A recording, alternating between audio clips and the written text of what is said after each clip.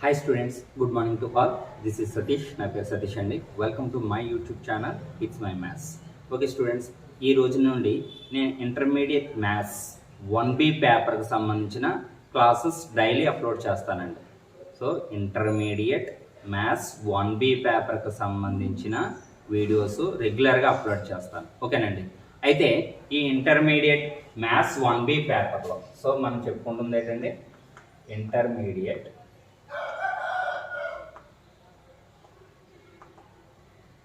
So maths 1B paper so మనం చెప్పుకుంటుంది intermediate maths 1B paper. ఓకేనా. So ఈ maths 1B పేపర్లో మనకి 2 పార్ట్స్ ఉంటాయండి. సో అయితే ఈ మ్యాథ్స్ 1B పేపర్ ఎన్ని మార్క్స్ కంటే 75 మార్క్స్ ఉంటుంది. సో ఈ మ్యాథ్స్ 1B పేపర్ ఎన్ని మార్క్స్ ఉంటుందండి? 75 మార్క్స్ ఉంటుంది. ఇందులో ఎన్ని పార్ట్స్ ఉంటాయంటే 2 పార్ట్స్ ఉంటాయండి. సో ఇందులో ఎన్ని పార్ట్స్ అండి? 2 పార్ట్స్. ఓకేనా. సో అయితే ఫస్ట్ పార్ట్ ఏంటంటే కోఆర్డినేట్ జామెట్రీ. సెకండ్ పార్ట్ వచ్చేటప్పటికి కాల్కులస్. సెకండ్ పార్ట్ ఏంటంటే కాల్కులస్. ఓకేనా. సో ఇంటర్మీడియట్ మ్యాథ్స్ 1B పేపర్కి వచ్చేటప్పటికి ఎన్ని మార్క్స్ అండి? Paper 1B 75 marks. అందులో ఎన్ని పార్ట్స్ ఉంటాయి? 2 పార్ట్స్ ఉంటాయి. First part coordinate geometry and second part వచ్చేటప్పటికి కాల్కులస్. అయితే ఈ కోఆర్డినేట్ జామెట్రీలో ఎన్ని చాప్టర్స్ ఉంటాయంటే 7 చాప్టర్స్ ఉంటాయండి. అండ్ కాల్కులస్కి వచ్చేటప్పటికి మీకు ఎన్ని చాప్టర్స్ ఉంటాయంటే 3 చాప్టర్స్ ఉంటాయి. ఓకేనా. సో ఈ చాప్టర్స్ ఏంటనేది కూడా మనం గుర్తుంచుకోవాలండి, ఖచ్చితంగా గుర్తుంచుకోవాలి. సో గుర్తుంచుకుంటే ఏ లెసన్ ఎన్ని మార్క్స్ వస్తాయి, వెయిటేజ్ ఎంత అనేది తెలుస్తుంది. అలాగే ఒక లెసన్కి ఇంకొక లెసన్ అనేది మనకి లింకప్ అయి ఉంటుందండి. ఓకేనండి. సో ఒక లెసను అండ్ ఇంకొక లెసను ఇలాగ ఒక్కొక్కటిగా చెప్పుకుందాం. నేను క్లాసెస్ ఒక్కొక్కటిగా చేస్తానండి. మీకు ఫస్ట్ ఉండే చాప్టర్ నేమ్ లోకస్. ఫస్ట్ ఉండే చాప్టర్ నేమ్ ఏంటండి? లోకస్. సెకండ్ ఉండే చాప్టర్ వచ్చేటప్పటికి transformation of access.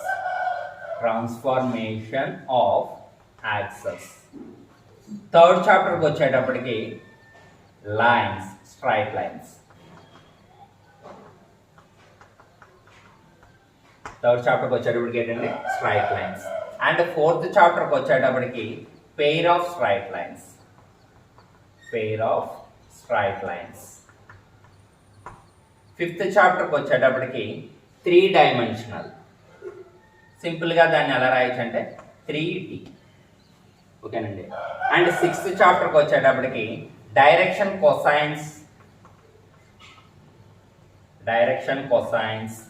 And direction ratios.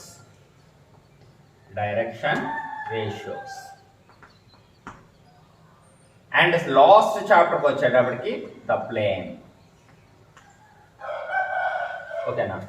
So chapters names ఏంటండి? అది కూడా ఎన్ని పార్ట్స్ ఉంటాయి? 2 పార్ట్స్ ఉంటాయి. కోఆర్డినేట్ జామెట్రీ ఒకటి, సెకండ్ ఏంటండి కాల్కులస్. ఈ కోఆర్డినేట్ జామెట్రీలో మొత్తం ఎన్ని చాప్టర్స్ ఉంటాయంటే 7 చాప్టర్స్ ఉంటాయి. ఫస్ట్ చాప్టర్ వచ్చేటప్పటికి లోకస్, సెకండ్ చాప్టర్కి వచ్చేటప్పటికి transformation of axes, third chapter straight lines, fourth chapter pair of straight lines, and fifth చాప్టర్కి వచ్చేటప్పటికి 3 డైమెన్షనల్, అండ్ సిక్స్త్ చాప్టర్కి వచ్చేటప్పటికి direction cosines and direction ratios, and last చాప్టర్కి వచ్చేటప్పటికి ప్లేన్. ఓకేనండి. అలాగే ఈ కాల్కులస్ లో ఉండే చాప్టర్ నేమ్స్. ఫస్ట్ చాప్టర్కి వచ్చేటప్పటికి లిమిట్స్ అండ్ కంటిన్యూటీ.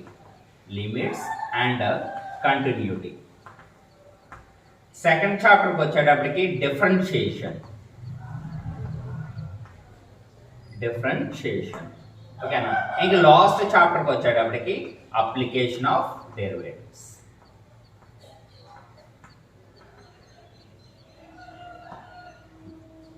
సో ఈ క్లాస్లో మీరు ఏం నేర్చుకుంటారంటే సో మ్యాథ్స్ 1B పేపర్ అనేది 75 మార్క్స్కి.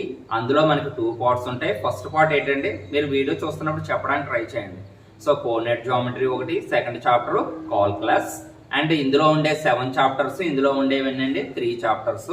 సో 7 చాప్టర్స్ నేమ్స్ అనేది గుర్తుంచుకోండి. అండ్ ఇందులో ఉండే 3 చాప్టర్స్, ఫస్ట్ చాప్టర్ ఏమో limits and continuity, second chapter వచ్చేటప్పటికి డిఫరెన్షియేషన్, అండ్ థర్డ్ చాప్టర్కి వచ్చేటప్పటికి అప్లికేషన్ ఆఫ్ డెరివేటివ్స్. ఓకేనా?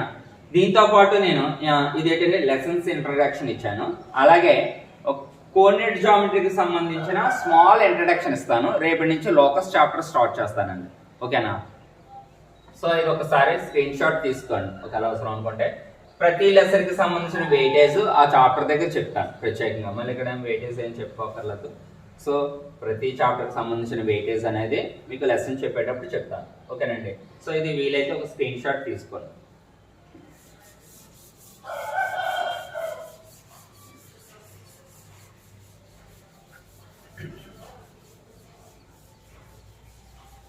ఓకేనా?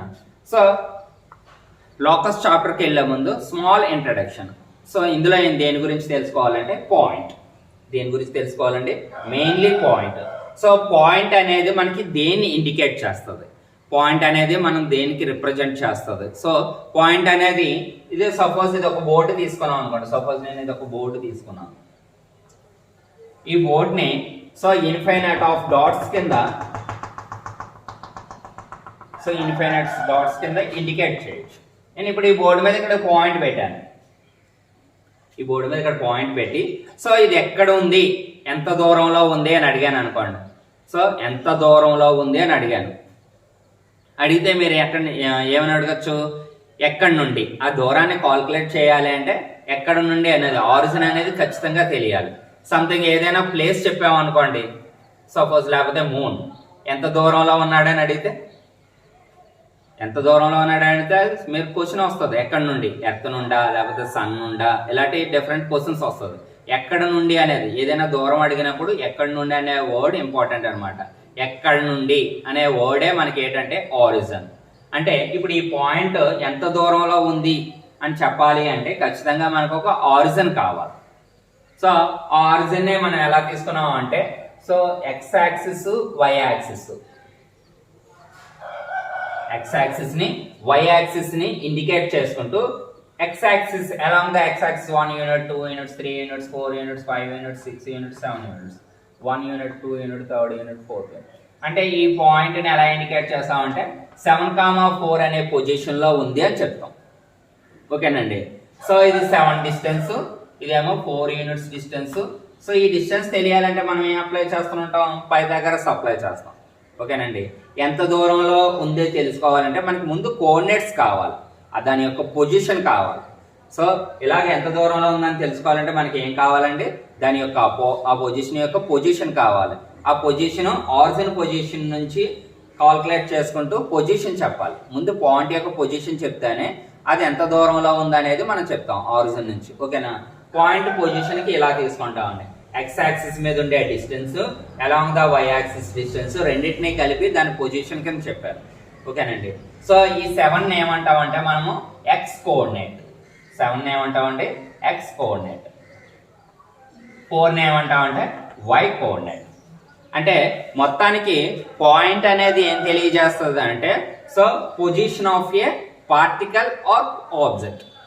సో మనకి ఎక్కడైనా స్పేస్లో కానీ లేకపోతే రూమ్లో కానీ లేకపోతే ఒక ప్లేన్ సర్ఫేస్ మీద కానీ ఎక్కడైనా ఒక పాయింట్ పెట్టాం అనుకోండి, ఆ పాయింట్ అనేది మనకి ఏది ఇండికేట్ చేస్తుంది అంటే అది ఉండే పొజిషన్ని రిప్రజెంట్ చేస్తుంటుంది అనమాట. పొజిషన్ని తెలియజేస్తుంటుంది. అది ఎక్కడ ఉంది, ఏ ప్లేస్లో ఉంది, ఆరిజిన్ బేస్ చేసుకుని దాని పొజిషన్ చెప్తుంటాం. సో ఇప్పుడు పాయింట్ గురించి మీకు అర్థమైంది అనుకుంటున్నాను. సో జాగ్రత్తగా చూడండి. పాయింట్, సో పాయింట్ అనేది మనకి ఏం తెలియజేస్తుందండి? Position of a particle, position of a particle or object. ఒక ఆబ్జెక్ట్ ఎక్కడ ఉంది దాని పొజిషన్ ని రిప్రజెంట్ చేస్తుంది. సో ఈ పాయింట్ ని ఏ లెటర్స్ తో ఇండికేట్ చేస్తుంటాం అంటే క్యాపిటల్ లెటర్స్, క్యాపిటల్ లెటర్స్ తో డినోట్ చేస్తుంటాం. Like A, B, C, so on. అయితే పాయింట్ యొక్క రిప్రజెంటేషన్ ఎలా ఉంటుంది? పాయింట్ యొక్క రిప్రజెంటేషన్, సో రిప్రజెంటేషన్ ఎలా ఉంటుందంటే సో దీన్ని క్యాపిటల్ ఏ కానీ క్యాపిటల్ కానీ ఇండికేట్ చేసుకుంటాం కదా, ఎలా రాస్తున్నట్టు పాయింట్ యొక్క రిప్రజెంటేషన్ ఈ విధంగా ఉంటుంది. క్యాపిటల్ లెటర్ రాసి లోపల ఉండే లెటర్స్ మటుకు అయితే నెంబర్స్ రాస్తాము, లేకపోతే స్మాల్ లెటర్స్ రాస్తాం. గుర్తుంచుకోండి అమ్మా. సో పాయింట్ బయట రాస్తాము క్యాపిటల్ లెటర్ తోటి. దాని రిప్రజెంటేషన్ ఎలా ఉంటుందంటే ordered pair, small letters or numbers. ఓకేనా. ఇక్కడ ఉండే ఫస్ట్ పొజిషన్ ఏమంటాం అంటే ఫస్ట్ టూపుల్ ఆర్ ఇందాక చెప్పాను కదా ఎక్స్ కోఆర్డినేట్ ఆర్ అబ్సిస్సా. ఓకేనండి. ఈ ఫస్ట్ ఉండే పొజిషన్ లో ఉన్న దాన్ని ఏమంటుంటాం అంటే first tuple of a capital A point, లేకపోతే x coordinate of a capital A point, లేకపోతే abscissa of a capital A point. ఇంకా బీని ఏమంటాం అంటే సో సెకండ్ టూపుల్ లేదా y coordinate or ordinate. So ఒకసారి చెప్పండి అమ్మా. ఫస్ట్ టూపుల్, సెకండ్ టూపుల్, లేకపోతే ఎక్స్ కోఆర్డినేట్, y కోఆర్డినేట్, లేకపోతే అబ్సిస్సా, ఆర్డినేట్. ఇవి ఖచ్చితంగా గుర్తుంచుకోవాలి. నేను ఇప్పుడు సపోజ్ 7,5 అన్నాను పి అనే పాయింట్. ఆర్డినేట్ ఆఫ్ పి అంటే ఎంత అని రాస్తారు మీరు? 5 అని చెప్పాలి.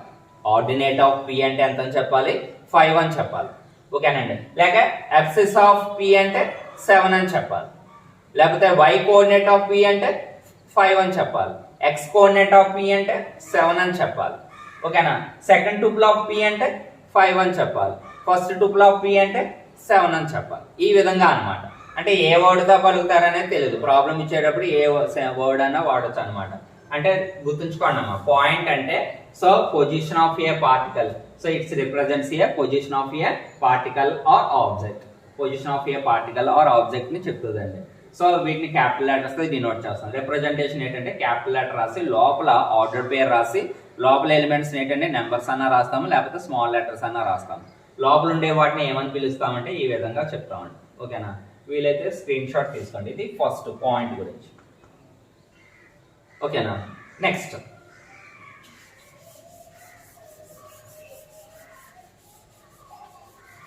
ఏంటంటే సో 2 పాయింట్స్ తీసుకుంటే 2 పాయింట్స్ తీసుకున్నాం అనుకోండి. ఇక్కడ రాస్తున్నాను చూడండి. The distance between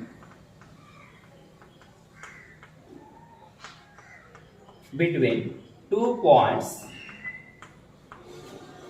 capital A and capital B. దీన్ని ఎలా రాస్తాం? దీన్ని సింపుల్ గా ఎలా రాస్తాం అంటే A B. The distance between 2 points capital A and capital B ఎలా రాస్తాం? సింపుల్ గా ఏబి. ఈ సెంటెన్స్ అంతా రాసే బదులు ఏబి అని రాస్తే చాలు. లేకపోతే the distance from capital A to a point capital B. దీన్ని కూడా ఎలా రాస్తామంటే సింపుల్ గా ఏబి. ఇవి గుర్తుంచుకోండి. ప్రాబ్లం చేసేటప్పుడు ఖచ్చితంగా వస్తాయి.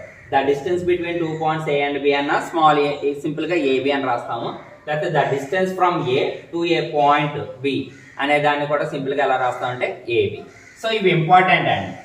ఇప్పుడు నేను ఎలాగ అడిగాను the distance between the points P and Q అన్నాను అనుకోండి. మీరు ఏం రాస్తారు? పిక్యూ అని రాస్తే సరిపోతుంది సింపుల్ గా. ఓకేనా. సో నెక్స్ట్ పాయింట్ వచ్చేటప్పటికి the line segment joining the points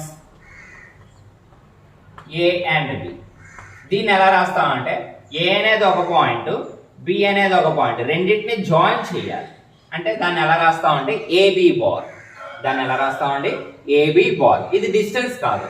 distance చూడండి పైన ఎటువంటి సింబల్ రాలేదు, కానీ లైన్ సెగ్మెంట్ కి మాత్రం ఏమొచ్చిందంటే పైన బార్.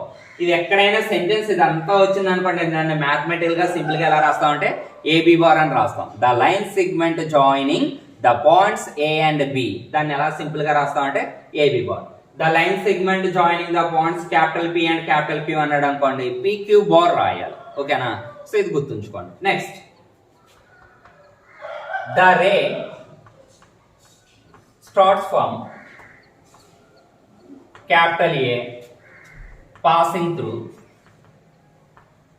B. సో దీన్ని ఎలా రాస్తాం? సో రే రే అంటే ఈ విధంగా ఉంటుంది. సో ఏ అనేది ఒక పాయింట్, బి అనేది ఒక పాయింట్. సో రే ఎక్కడి నుంచి స్టార్ట్ అయిందంటే ఏ నుంచి స్టార్ట్ అయింది, పాసింగ్ త్రూ బి అంటే ఎలాగనమాట, ఏ ఇక్కడ ఉంది, బి ఇక్కడ ఉంది. సో ఏ నుంచి స్టార్ట్ అయింది రే అనేది. సో అది దేని నుంచి పాస్ అవుతుందండి, బి నుంచి పాస్ అవుతుంది. దాన్ని సింపుల్ గా ఎలా రాస్తామంటే AB right arrow. Right arrow అంటే సో ఏ నుంచి స్టార్ట్ అవుతుంది, బి నుంచి పాస్ అవుతుంది అనే దాన్ని ఇండికేట్ చేయడం కోసం. లేకపోతే the ray starts from B passing through B అని అనుకోండి, మీరు ఎలా రాస్తారు, ఏ ఉంది బి ఉంది, బి నుంచి స్టార్ట్ అవుతుంది, ఏ నుంచి పాస్ అవుతుంది అంటే యారో ఇటువైపు పెడతారు. ఓకేనండి. సో ఇది ఒకటి గుర్తుంచుకోండి, రే. ఇంకా లాస్ట్ వచ్చేటప్పటికి line, the line passing through, the line passing through A and B అంటే ఏ అనేది ఒక పాయింట్, బి అనేది ఒక పాయింట్. సో లైన్ అనేది ఇటు నుంచి పాస్ అవ్వాలి, ఇటు నుంచి పాస్ అవ్వాలి. ఓకేనండి. So the line passing through A and B, A నుంచి పాస్ అవ్వాలి, బి నుంచి పాస్ అవ్వాలి. సో అంటే లైన్ రిప్రజెంటేషన్ ఎలా చేస్తామంటే ఈ విధంగా ఇండికేట్ చేస్తాం, ఏబి డబుల్ యారో. సో ఇవేనండి గుర్తుంచుకోవాల్సింది. ఫస్ట్ చెప్పింది ఏంటంటే పాయింట్. ఈ 5 పాయింట్స్ అనేది మనకి మ్యాథమెటికల్ గా అంటే మ్యాథ్స్ చేసేటప్పుడు రిప్రజెంటేషన్స్ వస్తాయి. సో ప్రతిసారి మనం ఇంత సెంటెన్స్లు రాయలేమండి సొల్యూషన్ చేసేటప్పుడు. సొల్యూషన్ ఆడు క్వశ్చన్ లో ఇదంతా ఇస్తాడు, మనం సింపుల్ గా ఇలా నోటేట్ చేసుకుంటుంటాం.